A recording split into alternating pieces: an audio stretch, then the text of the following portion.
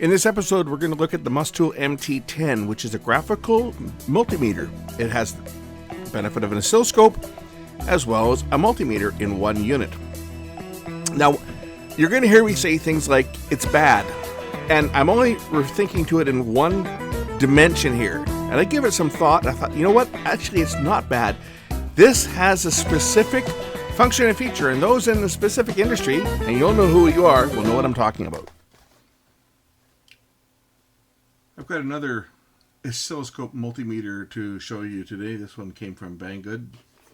See, there's no branding on here, but here's our parameters. It will measure from 400 millivolts to 600 volts AC and DC, and 4 to 10 amps AC and DC current, resistance up to 40 mega ohms, and the frequency is 5 hertz to 5 megahertz, so it's a 5 megahertz scope. And anyway, it runs off of 3 AA batteries. This should be a basic little meter to look at. Graphical multimeter. Does not even use a scope probe, so it's not an oscilloscope. They call it an oscilloscope multimeter, but it does not use a scope probe, so it's going to do the measurements using the standard probes. It's got a little stand it up, and I guess I have to put batteries in it. You know what they say about mixing old and new batteries? Well, that just went out the window with this. Alright, 3 batteries. Put the screw back in to hold the battery compartment shut. It's a Mustool MT10. That's what it is. Red and common. Okay, how does this work? Let's turn it on. Oh, okay. It's AC voltage, and let's see what happens when we plug it in. We'll just plug this into the good old 120 volts AC and see what it does. I would imagine this thing's probably going to chew the batteries fairly quickly, but oh, we got 0. Oh, it might help if I turn the power on to the bench.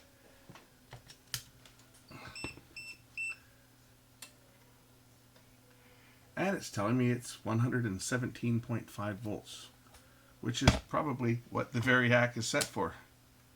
Can we verify that with the good old fluke? If it's accurate, it would be a fluke. Fluke says 118.2. We'll just turn it up to 120.0 on the fluke. And then we'll check it on the Mustool.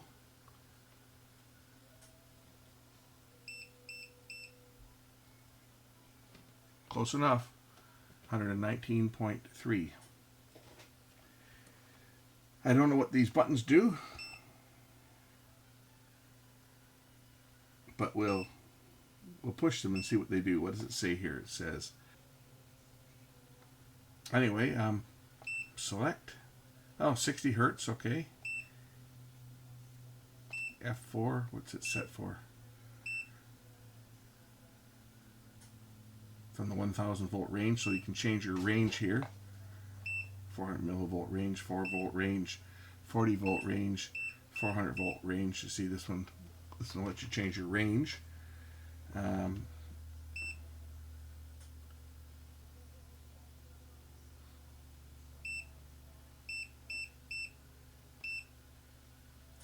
Okay, that one gives you that's a stop, a run and stop.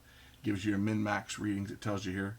So if I unplug this here, it will tell me my minimum went to 0. And I can stop it and hold it.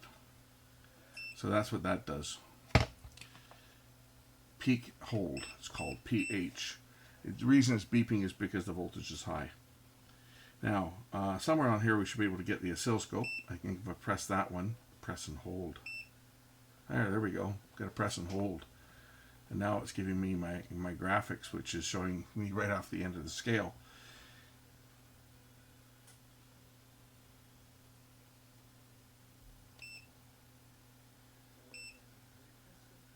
There we go. So now it's showing me the waveform. So it's not an oscilloscope in the sense of oscilloscope looking at waveforms. Well, it does, but it's only good for 5 megahertz. It's not looking at, for looking at radio circuits and stuff. This is more for analyzing AC waveforms and so forth, looking for distortions and so forth. And it gives me the peak readings here. Think HVAC technicians, motor controllers, etc. So 111 volts RMS, according to this, 304 volts peak to peak, if you can read that. 59.9 hertz.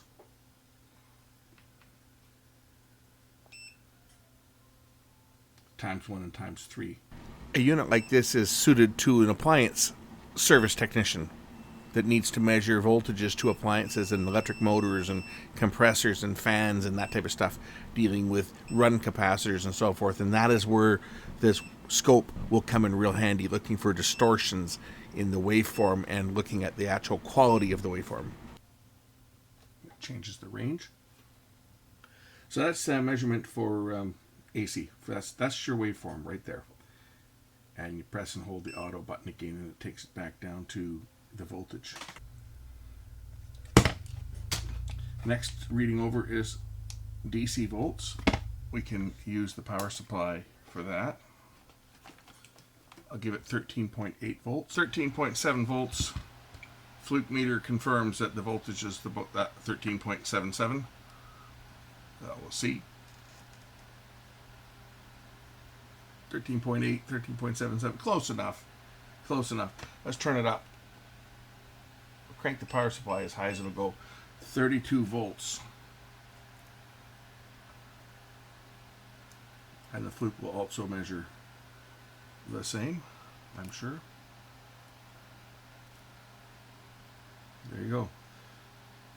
Mustool 32.07, Fluke 32.16. So it's accurate enough.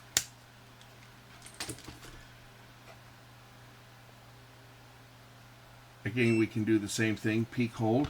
So that way, if you were, for example, well, we'll just turn that off. Say you're monitoring something and you're monitoring a 12 volt power supply that's running at 12.1 volts. But you don't know what's going on with your circuit. You can push the button here, peak hold. And then when you're monitoring and something breaks down, maybe something changes, the voltage changes a bit. And it'll tell you here that the minimum got down to 10.7 and the maximum went up to 13.3. But you're still watching your device and all of a sudden your power supply drops momentarily. And now you can catch a fault when the voltage changed. Or if the voltage goes up, you get your maximum and minimum readings. And then if you press stop, then it'll hold that display. Now it's still reading a live display, but if I go beyond 19, you see it's not going to read it. It's just going to hold what was there. And if I press reset, that'll reset that to the current voltage. Now if the voltage drops, it'll now measure the voltage it's dropped to. That's how the peak hold operates on this meter. Pretty simple. You turn that off, just hit exit. Now you're back to regular voltage reading. You can tell here it's on the 40 volt range. Next one is the diode test function. So let's just get the power supply off. We'll go to this is the diode and transistor and ohms test function. So let's measure some diodes and transistors or whatever, and also measure some resistors. This time I got a silicon transistor. So NPN, positive on your base. There's your voltage drop, 0.4, 0.4, and between the emitter and the collector, it's open. I don't know if you guys can see what I'm doing, but there's the emitter, or the base to emitter and base to collector. And your emitter to collector is overload. So this transistor is good. And that's how you would test diodes as well. So that's the diode test function. Press the, there we go, select continuity. That just gives you a buzzer when you've got continuity for. Got a resistor here. This one on the fluke's measuring about 7.5K, right? 7.54K, and we'll measure here.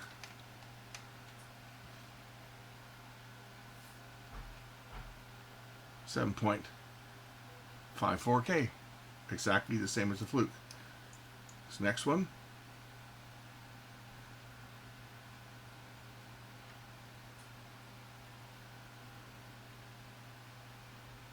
This is a 47K, but it's also an old carbon resistor, measuring at 51.9. If we look on the fluke, we're going to see that it's also 52.2.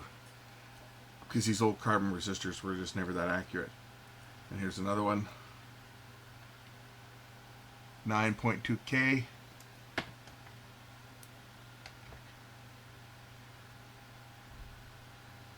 Has to figure out the range, so it takes a few seconds. Certainly not as fast as the fluke, but it gets the job done. 9.2K.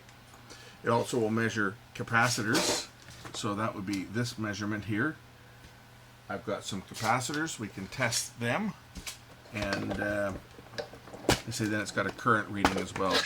So this is a 330 microfarad cap, I think. Yep, 330. Let's see what this measures to.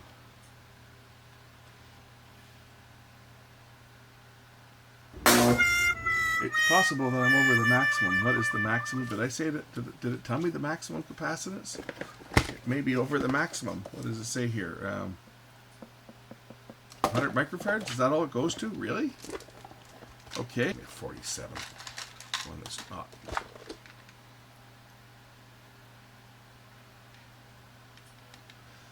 Okay, positive terminal, negative terminal.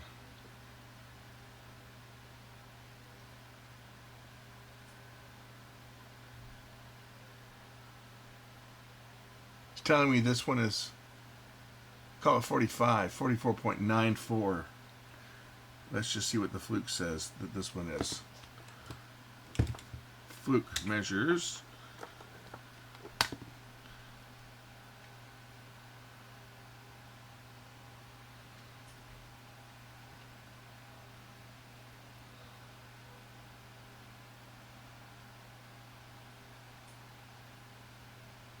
44.7 as well, so that's accurate.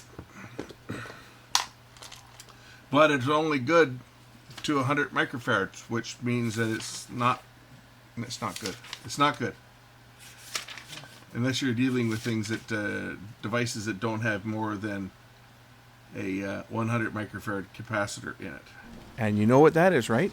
Motor run capacitors. Here are the specifications.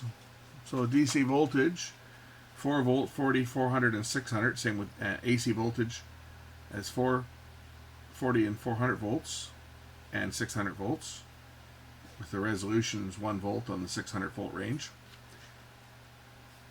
DC and AC current, 4 amps and 10 amp mode, maximum 10 amps. Resistance goes as high as 40 mega ohms. Here's the capacitance, as I pointed out in the box. It only measures as high as 100 microfarad. Frequency 5 hertz to 5 megahertz is what the scope reading can deliver. Let's take another look at the scope function. And it will display whatever waveform. This is just picking up induction. So it will display, and you can change the time base by pressing the F1 key. So time base, and then using the F2 and F3 keys, you can change the time base. This would be more for looking at, I would think it would be more useful for looking at variable frequency drives for motors or motor controllers, right? That would be what something like this would be useful for, is VFD, variable frequency drive, because you're dealing with fairly high voltage driving a motor. So the scope function would be useful for someone that was working on appliances and so forth, like washing machines and so forth, that had a VFD motor on it. And I can see that being useful because a conventional scope is more for looking at low level signals, waveforms and so forth from radios or televisions, amplifiers, etc. This is more geared to the industrial side of things, looking for VFD drive signals, for example, where you would need to measure the frequency of them and be able to look at the waveform to see if the waveform is clean or not. I don't have a variable frequency drive around here to hook up to it, but the best I can do is just plug it into AC, and I've only got one probe plugged in there. That's all I need. And if I take the exit and I go to voltage, now I can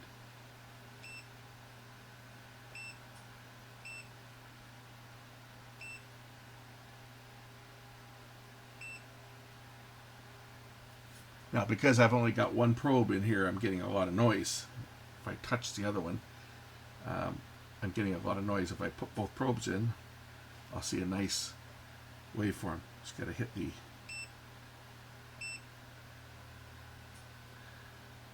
attenuator.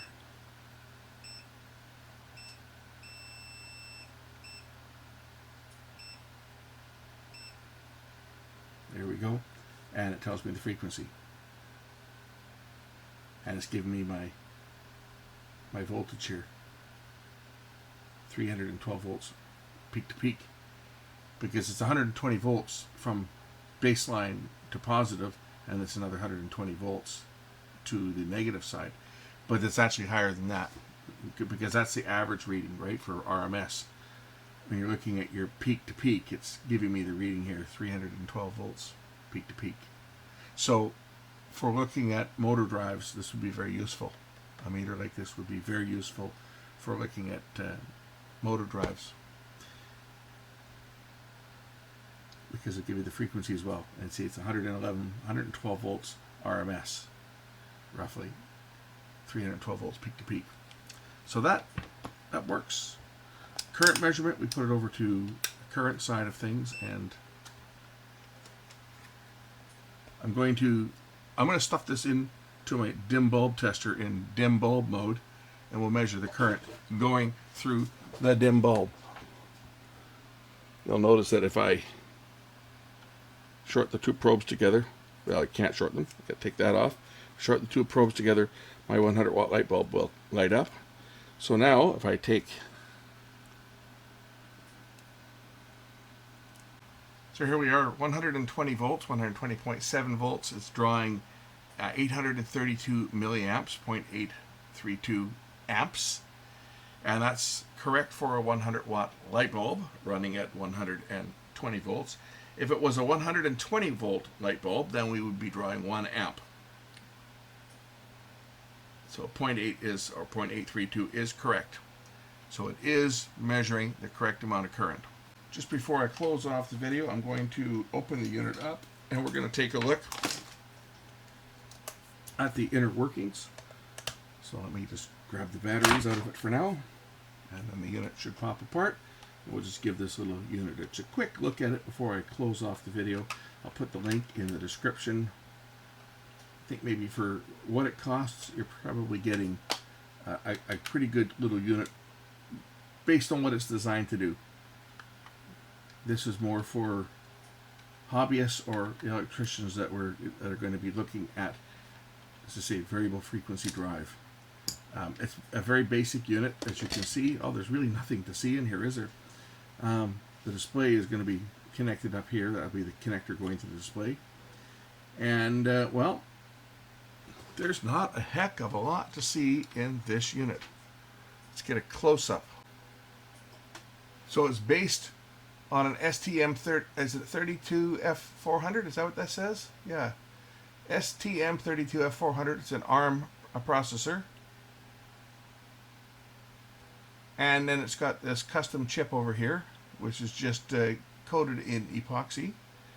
So they don't want you to know what they've got here. It's a proprietary chip, I guess. That's what they've got. And this is one of the ways a lot of companies will try to keep their device secret, is they embed it onto the circuit board.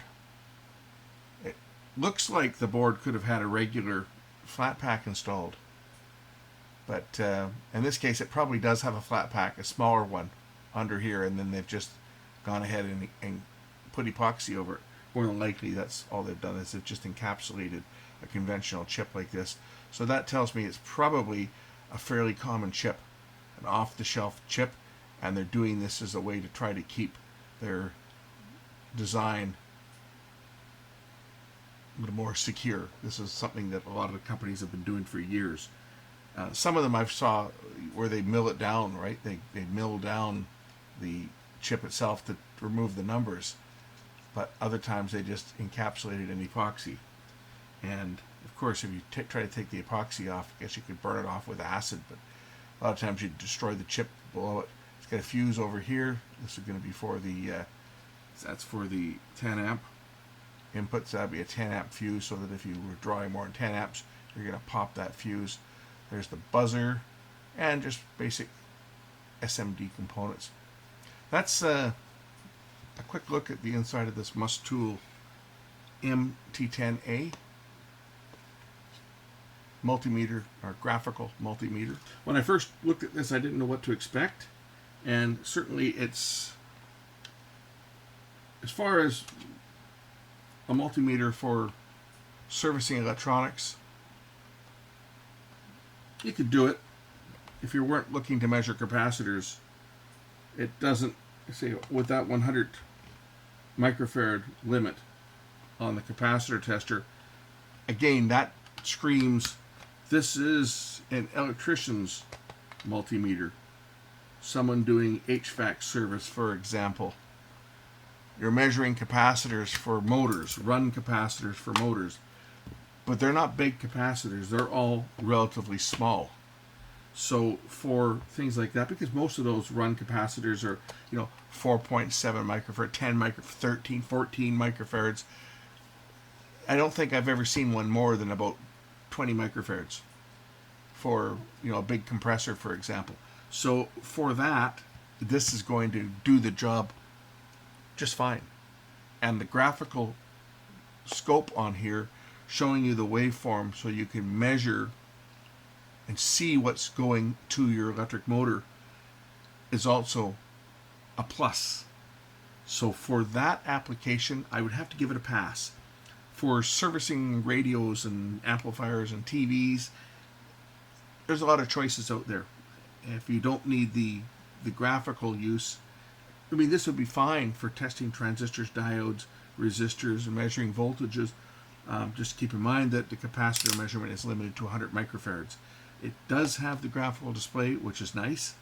It's not a very expensive meter, so that's also a plus, because when you're out in the field, you drop your meter and break it. Would you rather break something like that, or would you rather break a $500 fluke?